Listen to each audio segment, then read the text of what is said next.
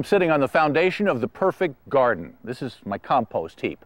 Well, what is compost? Well, simply put, it is rotted organic matter that's been turned into rich, dark garden soil. If you were to look at this under a microscope, you wouldn't see just soil. You'd see a little city full of microorganisms, fungi, bacteria, molds, all working together to break all this down into a perfect ingredient for our natural garden. Now, this is something our parents and grandparents have been doing forever. They used to do it the real simple way. Go out into an area you might want to have as a garden someday, dig a hole.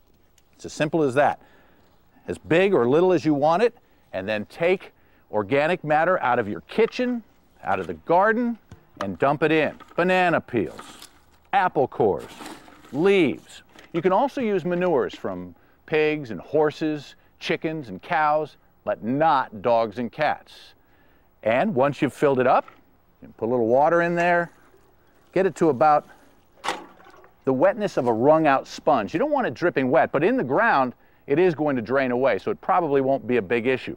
Once you've got all your organic matter in there, including some grass clippings, just cover it back up with soil and wait. All those little organisms that we talked about will do the rest of the work for you, breaking it down into compost.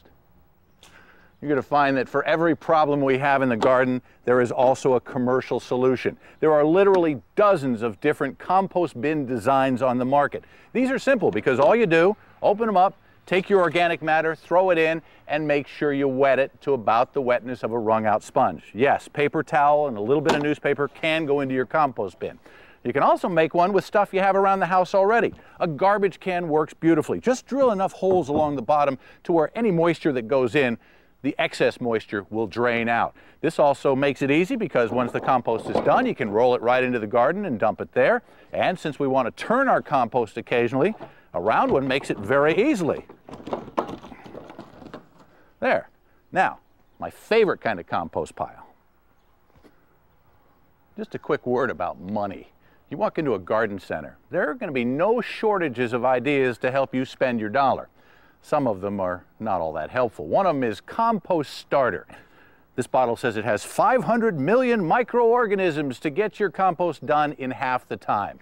Forget about it. There are plenty of microorganisms in the soil and in the surrounding area. You don't need to pay money to get more of them. Now, for the perfect compost heap, you might want to put it out of the way because they're not the prettiest thing in the world. It's a big pile. But what you want to do is stake out an area, or at least mark out an area, 3 by 3. That's the minimum size you want to do. So it'll be 3 by 3 by 3 foot tall. You can go taller than that, wider than that, longer than that, but no smaller than that. First thing, many of the books say to put down twigs because you want a nice carbon base that allows a lot of air in. The trouble with using twigs is they don't break down as quickly as the rest of the compost, so when you finally crack into your pile, you're going to have a bunch of twigs to deal with.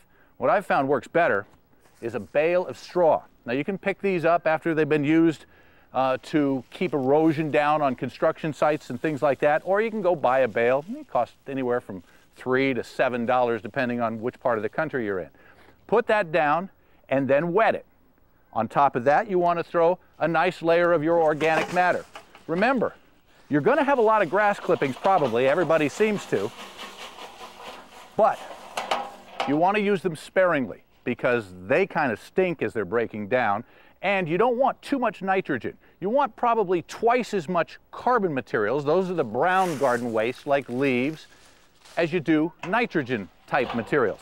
After every layer, make sure you water it real good because this is a compost pile that we're not going to do anything else with. We're going to let it sit and finish without ever turning it. If you want to turn it, you want to quit your gym membership, you can, but with this one, you don't need to. After you've built it up 3 feet high and watered each layer, you take a pipe full of holes and ram it down into the middle. What this allows is for air to get in and feed all those microorganisms because you want them to have oxygen throughout the process. After you've put down your last layer, cap it off with a nice thick layer of straw on the top and then let it sit. 3 to 4 months later, you come back, this will have broken down. Now, once you go out to your compost pile, you're going to find lots of critters in it. Some of them are bad guys. You don't want them in your garden later, but in your compost pile, they're actually helpful. Look at this huge, meaty grub. Looks like something from one of those reality TV shows. In your garden, as this becomes an adult beetle, it's a bad guy. It'll eat stuff. But in your compost, look at how much organic matter it could move through its body in a day's time. It will help you break down your compost. But when you finish your compost, you take guys like this out and kill them. Either feed them to the chickens or dump them in some soapy water. Then you've got a pile of fresh compost for the garden.